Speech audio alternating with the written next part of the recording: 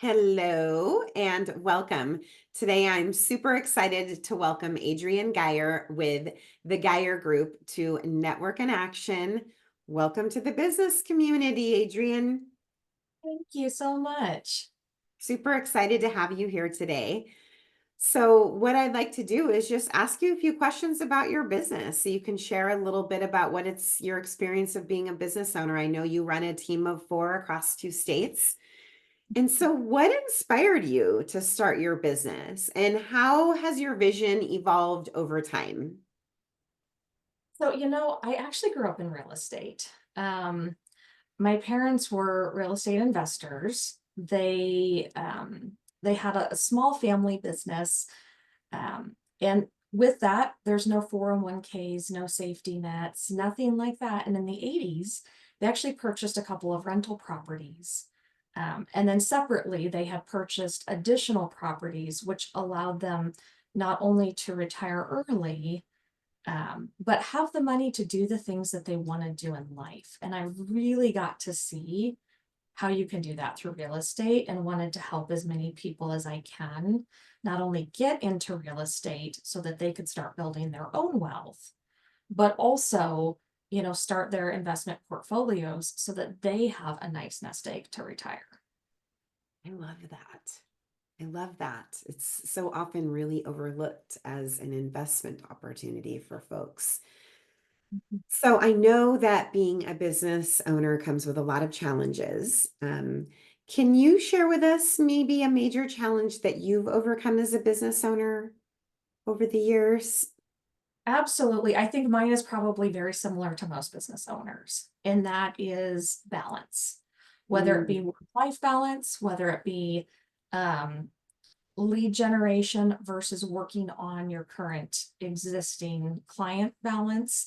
We all get to a point where we hit a ceiling with time, and then we have to figure out how to reallocate that time. So, one thing that I did when I first started back in 2011 is I would answer my phone no matter when it rang, 10 mm. p.m., during dinner, and quickly learned that if I wanted to stay in the business and stay in a happy relationship, that I had to adjust the way I did things. So, I'm still very communicative and I will still respond very quickly. But if I'm having dinner with my family or talking to another client, I will simply ignore that call and then return it within an hour. Um, it's just setting boundaries, but also being very responsive within the time that I set for my clients. Well, I think that's really smart too, because a lot of folks become business owners and then the business ends up running their whole life, which is exactly the opposite of what they wanted, but they kind of end up chasing their tails. And so without those boundaries and kind of knowing where you're at, it can become really challenging. So that's a really good one. There are lots of different ways to measure success and to define success as a business owner. Beyond just the financials, how do you define success? The outcome of my clients. Mm, So, most of my biggest success stories have not been my biggest paychecks. mm, Um, and just being able to watch and grow. So, and I guess an example would be one of my most favorite clients who really did not have any funds to purchase, but had the desire to do so.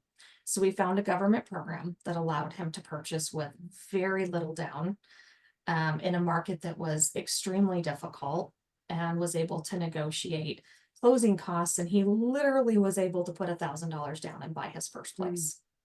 Based on the competition, it took us several tries, but we got it done. I A love few years that. later, he had built enough equity that we sold that one bedroom condo, and he was able to buy a starter home for him and his fiance. And just last year, I was able to sell that property. They moved out of state and was able to put almost $200,000 down on a property in Florida, all because of that first purchase. And watching Yes, grow was just, to me, that's why I'm in this business. I love it. And it's real obvious that you do a really nice job of taking care of your clients based on your online reviews. So I do have to mention that and commend you on that because you've done a really nice job with your online presence, and your customers' reviews speak for how well you and your team take care of them.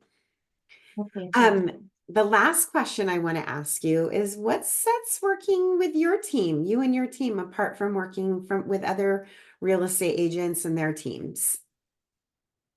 Well, we tend to over communicate. I had purchased personally 5 properties before I got into the real estate business and had no idea what was happening behind the scenes. And there's a lot of really important aspects that happen behind the scenes. And so we make sure that our clients know everything that's going on, as well as when they, what they should be reading, what they should be doing, and what to look for, so that they can choose to move forward with the purchase or not. We very much educate throughout the process, but we don't push.